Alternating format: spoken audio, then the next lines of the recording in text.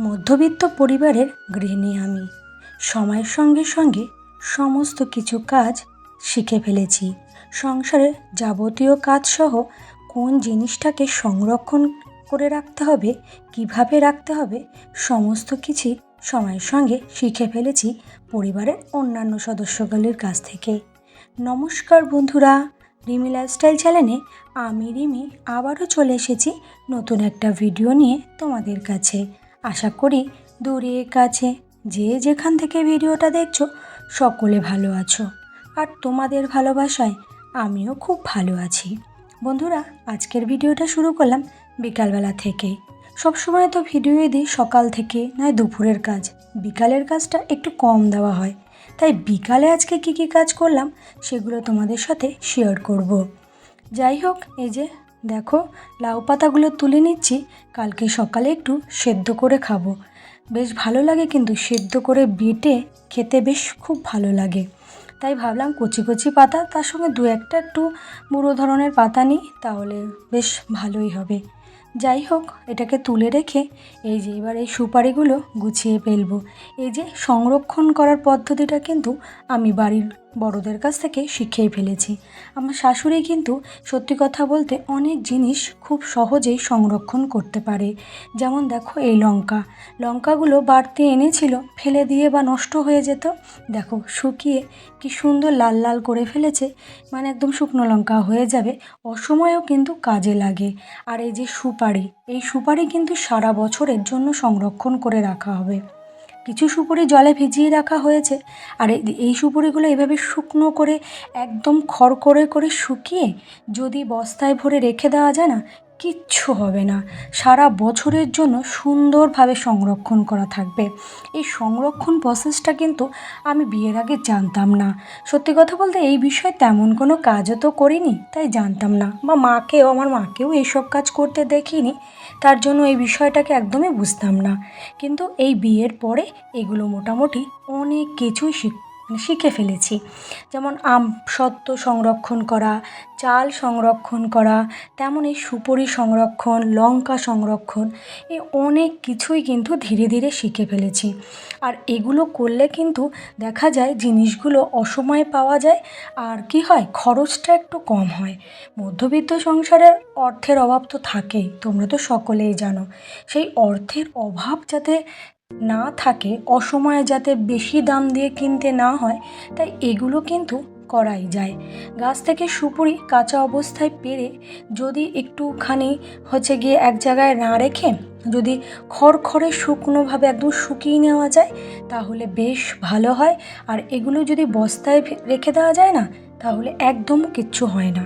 আর আমার শাশুড়ির কাছে শুনেছি, সুপুরি যদি জলেও ভিজিয়ে রাখে তাহলে নাকি 1 বছরে কিচ্ছু হবে না।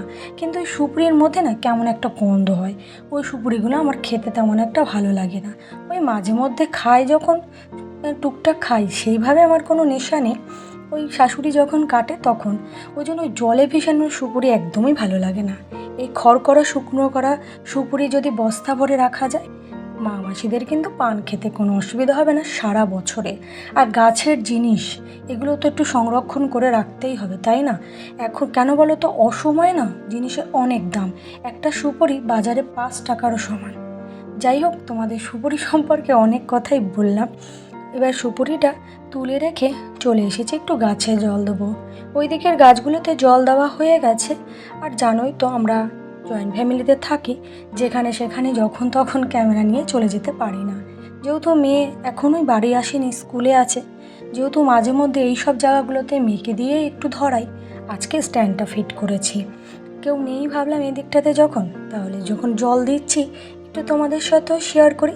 বাড়িতে না একটু গাছপালা থাকা দরকার, কারণ সময় অসময়ে খুব কাজে লাগে। এই যে দেখো, এখানে কিন্তু অনেক রকমের গাছ আছে, পুঁইশাক গাছ, এমনকি তার সাথে গিয়ে ফুলের গাছ, চাল কুমড়ো গাছ, বিভিন্ন ধরনের গাছ কিন্তু আমাদের বাড়িতে দেখতে পাবে। যেহেতু আমরা একদম গ্রাম সাইডটাতে থাকি, তো ওই কারণে এই কাজগুলো করতে না তেমন আর কষ্ট লাগে না, বেশ ভালো লাগে কিন্তু।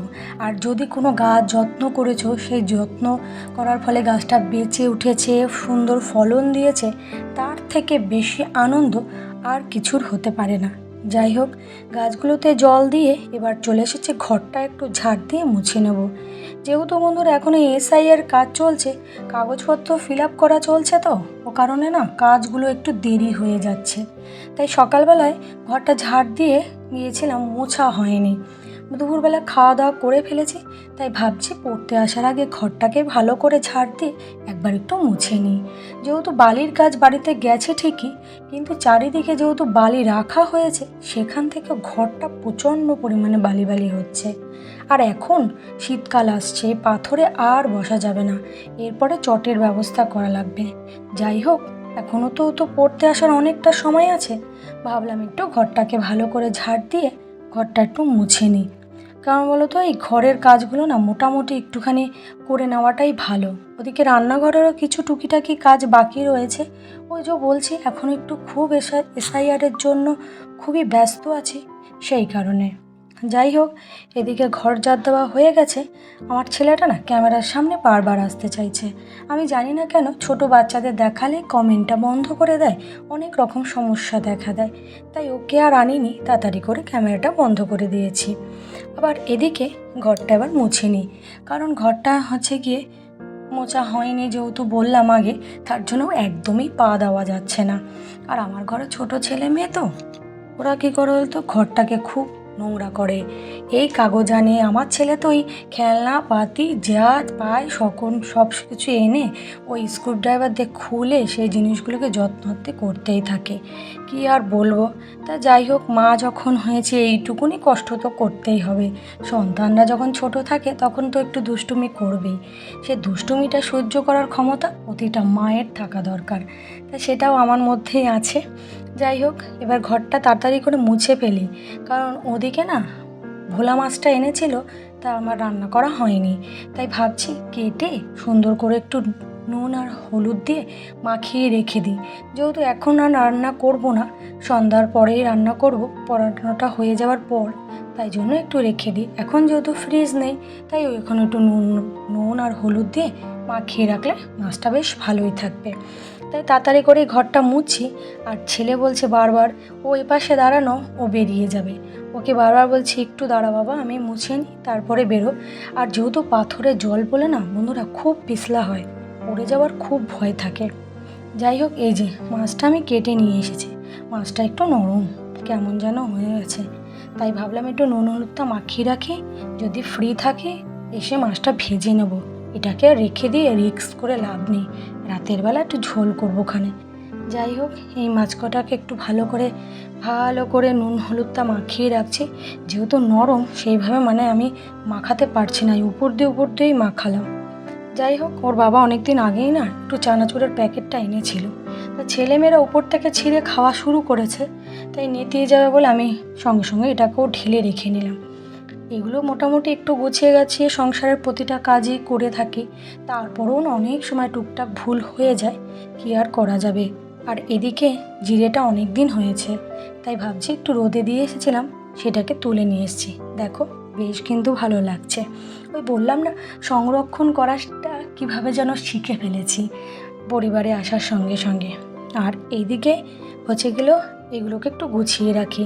পদ্ধতিতে ড্রামগুলো না রাস্তার এপাশে এলোমেলো করে রাখা রয়েছে, যাতায়াত করতে খুব অসুবিধা হয়। আর আমার টিউশনি যদি পড়তে আসে, ড্রামগুলো দেখালো পায়ে বাঁধিয়ে লাথি দিতে চলে যায়। এগুলো তো কাজের জিনিস, ওরা তো কথা বললে শোনে না, তার জন্য একদম সাইড দিয়ে ভালো করে গুছিয়ে রাখছি। এগুলো বদ্দিরা মানে জলটার কাজটা করে, আমরা কেউ করি না, তাও কিন্তু কোনো কাজে আমরা কখনো না করি না। যে যখন যে কাজটা ফেলানো থাকে দেখি, সেটা হাতে হাতে সকলেই একটু সাহায্য করে দিই। আর এদিকে আমার মেয়ের সাইকেলটা দেখো কীভাবে রেখে দিয়েছে। আর সাইকেলগুলো এমনভাবে রেখেছে যে মানুষ যদি একটু যাতায়াত করতে যাবে, এইটা ওটাই বিঁধে যাবে, নাইটিটা ছিঁড়ে যেতে পারে। তাই ভালো আমি ওগুলো গুছিয়ে গাছিয়ে রাখি। যাই হোক বন্ধুরা, কথা বলতে বলতে ভিডিওর একদম অন্তিম পর্যায়ে চলে এসেছি। আশা করি ভিডিওটা তোমাদের ভালো লাগবে।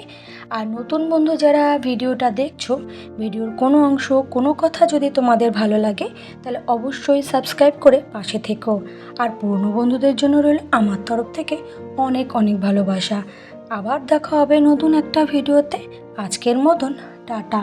সকলে ভালো থেকো, সুস্থ থেকো, আর আজকের মতন বিদায় জানিয়ে ভিডিওটা শেষ করছি। টাটা।